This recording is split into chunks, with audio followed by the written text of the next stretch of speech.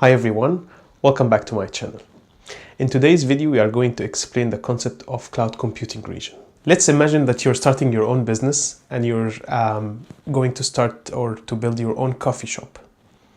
To choose your location, you wouldn't just pick a random spot. You would consider choosing a location that is close to your customers, that has good roads, and also safe from any problems or troubles.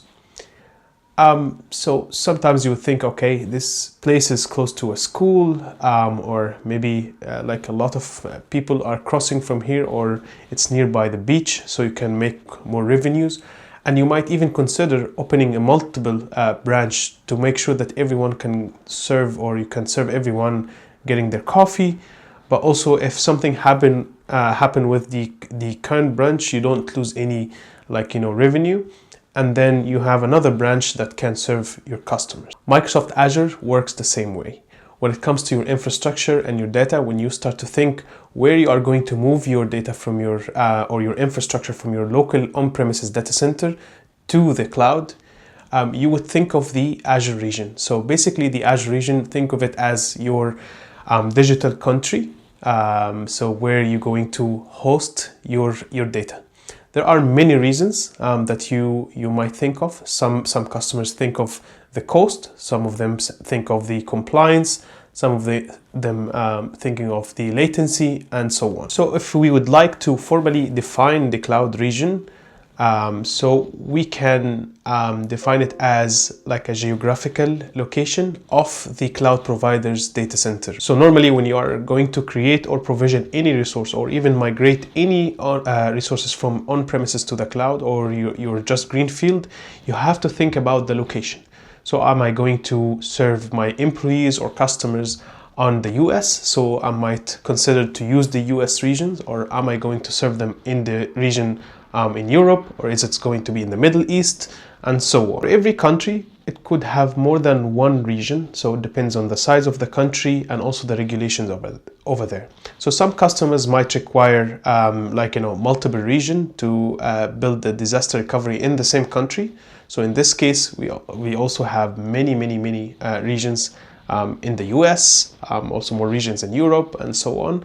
So it could be the capacity limits and so on. But a region is not just a huge building. Inside every region, you will find more than one data center. We call it availability zone. So availability zones, or AZs, they are isolated data centers, which mean they are separate from each other, physically separated from each other. So every data center has its own cooling system, has its own power, has its own networking. So we want to make sure that no troubles could happen to your application, and we give you the maximum resiliency and the maximum high availability. So in this video, we are going to explore the Azure regions, how many Azure regions that you can leverage today, the concepts of availability zones. We are going to watch also a demo from the Azure portal.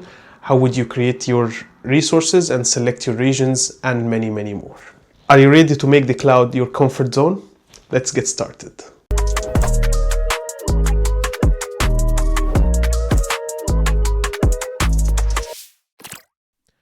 All right, so before we get started, I just wanted to show you how would you actually create a resource inside Microsoft Azure, and how can you select the region and the availability zone. The reason why I'm doing this, because I just don't want to talk too much theoretical, and I want to show you also a demo to give you an idea how would you select your region, how would you create a resource, and so on. So if you don't understand what are you seeing today, it's fine, because we are going to speak about the Azure portal in a future series, or how would you manage and create your resources. But for now, in order to be able to create any resource inside the cloud or inside Microsoft Azure, you need to use the Azure portal. There are other ways, to use the CLI or the command line, or even download that module into your computer. So this is also another way to create resources, delete resources, manage your resources, and so on. But for now, we're just going to be visual. We're going to use the graphical user interface. And to do so, so you need to type portal.azure.com, as you can see from the top menu here. So once you type portal.azure.com, it will ask you to sign in with your Microsoft account. and then once you're logged in, you will be able to view all of your resources. Okay, so we'll talk about how would you create an Azure subscription and all of this, but for now I just wanted to show you the example of today. How can we create the or select the regions? So now let's just search here and use type virtual machine. So a virtual machine is just if you would like to create a compute resource, like same as the Amazon EC2 or Google Cloud Compute or GCP Compute. You would just go and create a new virtual machine, and then just select your resource. Here it will ask you where is your billing or where is your subscription. I will explain the difference, but again, just ignore it for now. And as you can see, it will ask you to create a folder, so what we call it resource group. So just we can do test one here, and then click on OK. Then it will ask you about the virtual machine name. So every virtual machine has its own characteristics, like name, the compute size, the disk, networking, and so on. So now this guy, so we need to give it a name, like maybe web server 1 or DB1, whatever the naming convention you like. And then this is where you need to select your region. As you can see, there are a lot of regions, and the region is by country. So you can see there is UK South and then UK North. So if I just search by UK, so it has the the primary and disaster recovery, or the primary region and then the disaster recovery. So whatever suits your your use case. There is also the US region. So these are the US region. There are also Middle East. So if we search for UAE, then you find UAE, and then also if it's Europe, then you'll find this is Europe, like North Europe, Sweden, West Europe, Australia, and so on. If you search for India, the same thing, etc., etc. So now, just any country that you will select. So pick up the closest to your customers. So if your data center, if you're doing like a data center migration, and your data center or your on-premises center is in UK, then it makes sense to choose the UK region or the closest region if it's not available in your country. Okay, so now here, if I'm selecting UK South, then it will ask you which data center do you want to build this virtual machine. So you have to select the availability zone, and then from the availability zone you can choose up to 3. So the availability zones or data centers, they are 3. So now if you're creating, let's say, a high availability for 3 web servers, like let's say you're doing web 1, web 2, web 3, then you can just distribute it across different data center or different buildings. So if the zone 1 is down, then you have zone 2 and you have zone 3. Okay, again, these are some other specifications, like choosing the operating system, whether it's Windows or Linux, the type of the virtual machines. Do you want it with the newer VTPM chips, with the encrypted BIOS and so on? Is it going to be standard? Is it going to be confidential compute? There is a lot of things that you can select here. The architecture of the VM, and also the the most common used virtual machines. And then you can click here, select all sizes if you would like to see more and more. So the families here are if you're buying HP or maybe Dell or whatever. So also the cloud computing got what we call the series. So B series, it's ideal, it gives you here for full CPU performance. So there are E series for memory, high memory needs. If you're needing GPU, then there are the L series, and there's many more that we will talk about it in a later video. But this is just showing you how would you select your ideal size, and you can also change anytime. So you can go from the Azure portal and then change that machine later on if you decided to use something else. Same thing goes for different resources, like some of them are regional, some of them are global, but also if you would like to use a storage on the cloud. it is the same thing. So if I search for a storage account, this is the Amazon S3 bucket. It's whatever, like, you call it, Google, storage. So it's the same thing. Which Azure subscription? It's unified, as you can see. Which Azure subscription? Which resource group? And then the storage name, and then which region. Okay. But in this case, you don't get to choose the availability zone because this is a managed service. So you don't manage the high availability. Microsoft manage that on your behalf. But you get to choose what we call the redundancy option. Like, how these data are going to be replicated. Do you want to replicate it across multiple regions? Do you want to across multiple zones, and so on? We're going to talk about all of this. But I just wanted to show you how easy it is to select a region, but but the focus here is why do we choose regions and where can we choose it. So if now I jump into the documentation here, you can see that we have over 70 plus regions and 400 data centers. So it's massive. Azure is massive. So from the documentation here, you can actually explore, the global data centers, and then it will give you some nice diagram. Let me just double check if we're not exceeding time here. So it will show you the world view and give you kind of a tour. I hate to use that mode, so I do prefer to use the view here, and then just do the table view. And then from the table view, it will actually tell you exactly every region, and also the data residency, for Australia when it was open. This one was in 2018. Australia East, it was in 2014. So some of them, they have availability zones and some of them they don't. So you can see here, this is nearest region with zones available. Yes. So here there is 3 availability zones. There is one more region. There is also 3 availability zones here in Australia East, and Vienna, Victoria, New South. So this is different cities. Brazil, same availability zones, 3 availability zones, and so on, extra, etc. So all of this, it will give you kind of also the industry compliance standards.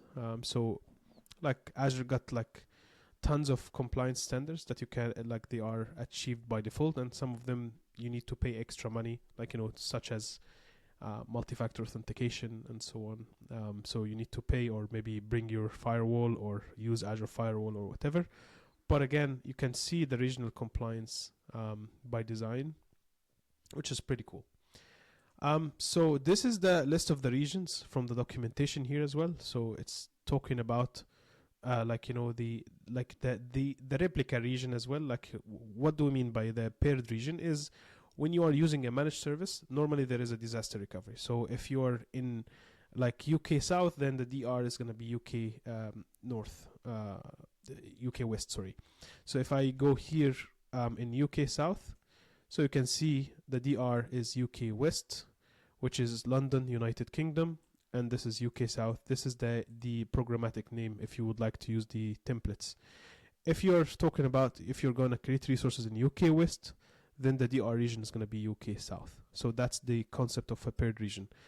That one, you don't control it for the managed service, but for the unmanaged service, that virtual machine, you can select any DR region you want. So it's not necessarily the design that is coming from Microsoft. So this is actually telling you exactly each region, the physical location, the geography, which country, and then the programmatic name to call it from your the Bicep or Terraform or whatever. Okay. So this is also an explanation of what we discussed in the beginning of the video. So what is the you have availability zones, which are different buildings, and then they are separate from each other. They're having independent internet, independent cooling system, independent power, and so on.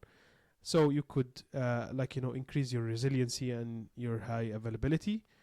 And when we see all of these buildings, this is what we define it as an Azure region. Okay.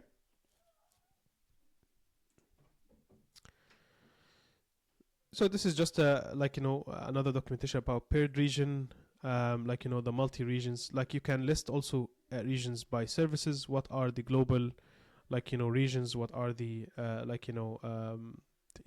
the regional services.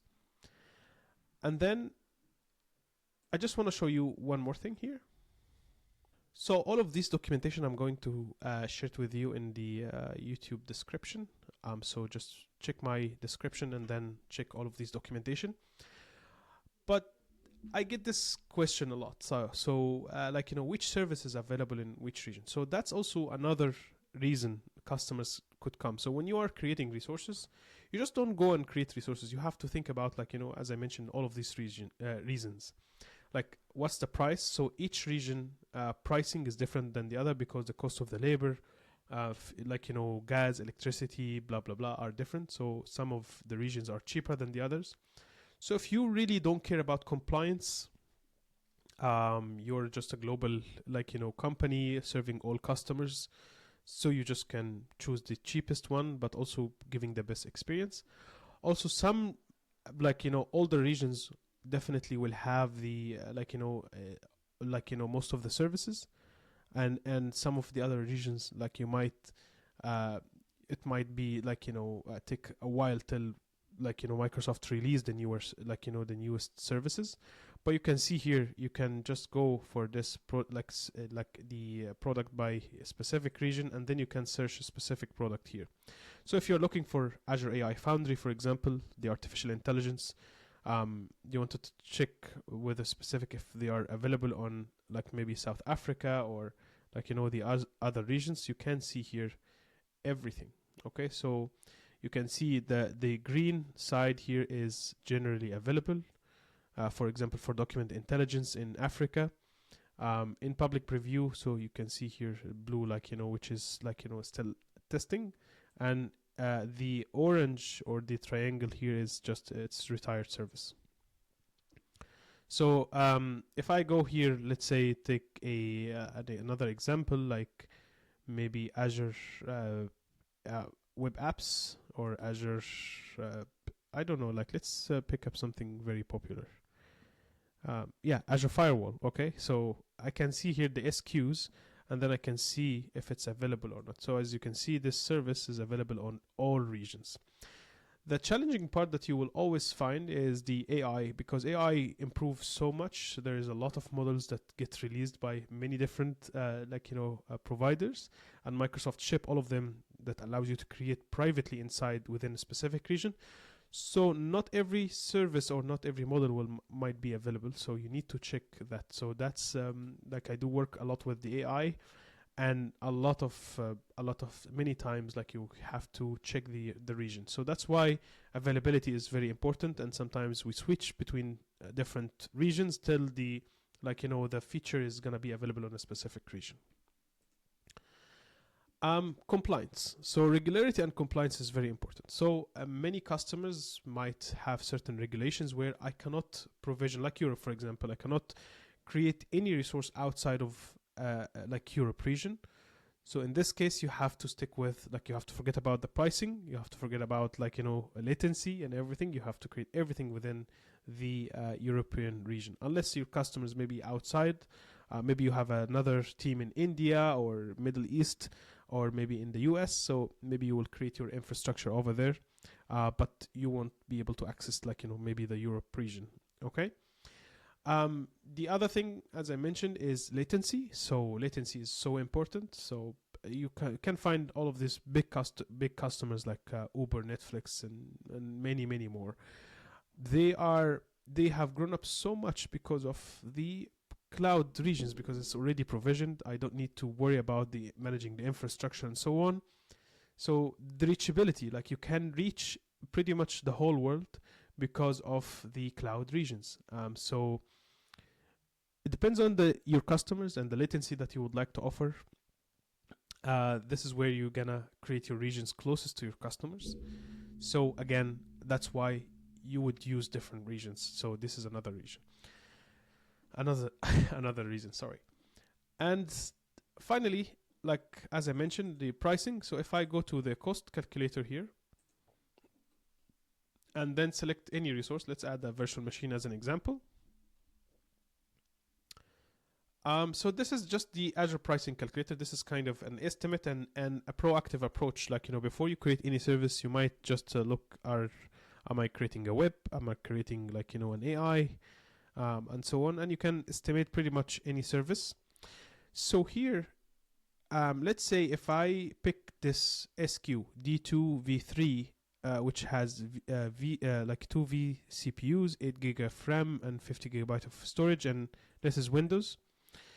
If I scroll down here, for the pay-as-you-go pricing, which we will also discuss the payment method, but the pay-as-you-go pricing is $137 per month.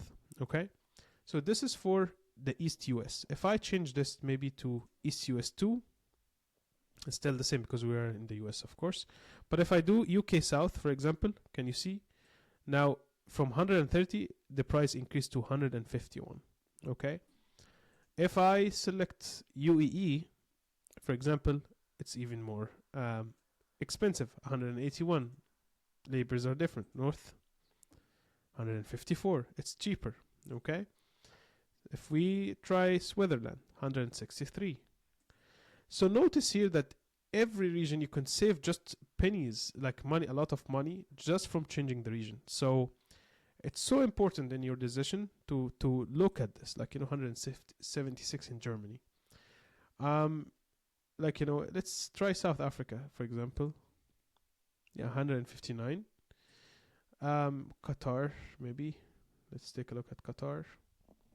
So again, you can play around this. I'm just showing you here a pricing estimate is that 153. But again, it's like as you can see, every provider here has its own, like every region, I mean, has its own prices. So it's very important to consider that, because it might be not only the service availability or compliance and so on, but it could be cost as well. So you could save something there if you're creating 100 VM, for example.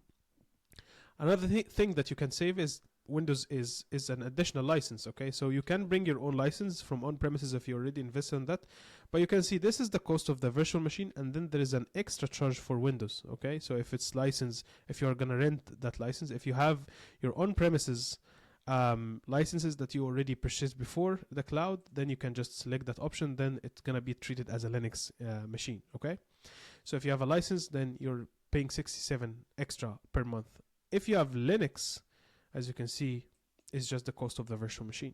Okay, so depends on the type, of course, of the Linux machine that you're going to use. That's where you're gonna, maybe like Red Hat, I think there's an extra license, which is $21 per month. But again, you just need to think about all of these factors that you're gonna be charged because of it. But one of these reasons are the Azure regions, which is which is so important to consider.